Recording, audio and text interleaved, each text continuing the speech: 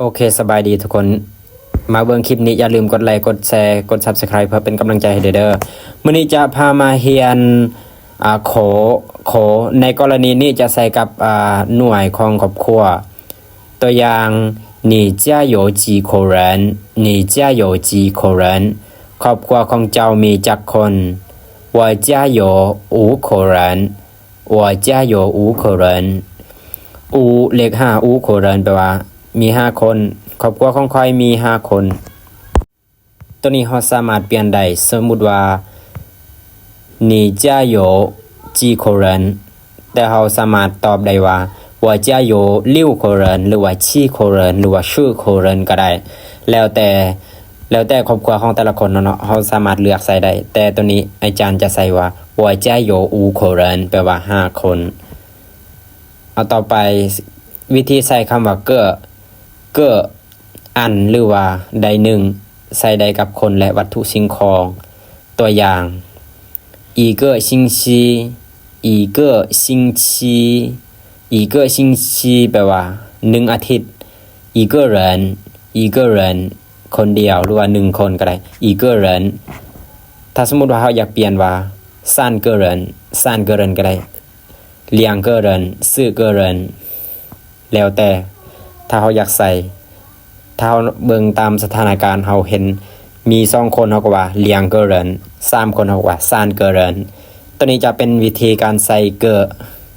โอเคทุกคนใส่เป็นระบอเข้ามาเบิ่งอีกเทื่อนึง一个星期一个人一个星期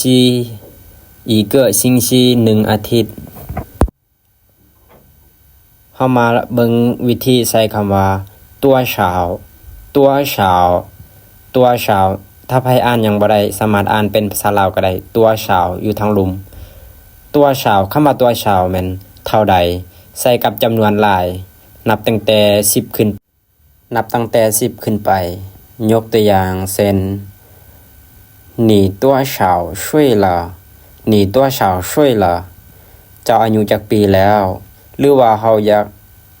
การทำอายุเฮาสามารถใส่你几岁了你几岁了ก็ได้หรือว่า你多大了你多大了ก็ได้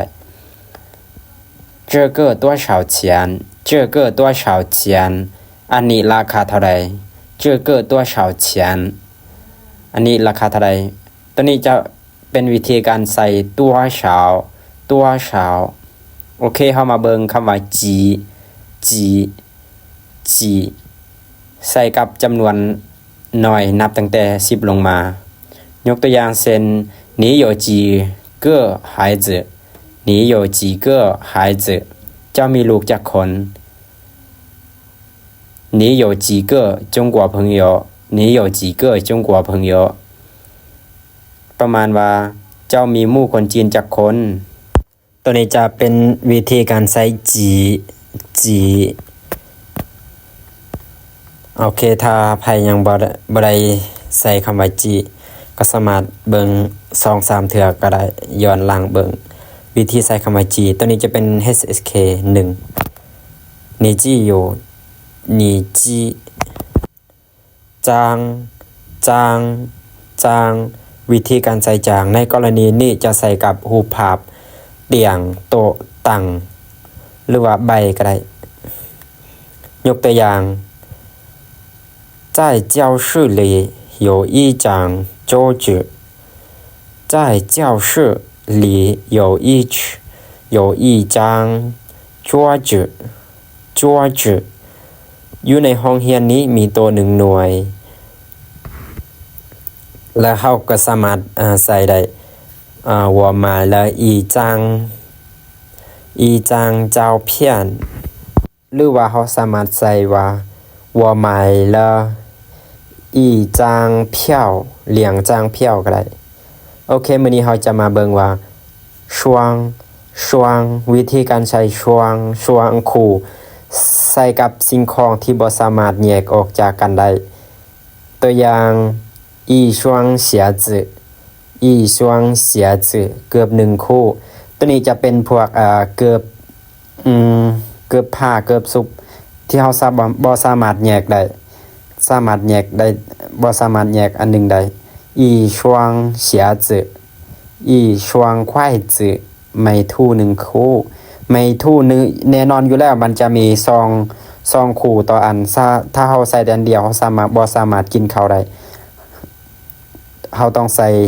อ่าเป็นคู่จึงสามารถจะนำใส่ได้อีชวงควายจืออีชวงควายจืออีชวงควายจือไม่ทู่หนึ่งคู่โอเคทุกคนอย่าลืมกดไลค์กดแชร์เพื่อเป็นกำลังใจให้แอดมินเด้อโอเคสบายดีเพื่อเป็นกำลังใจในการเฮ็ดคลิปต่อไป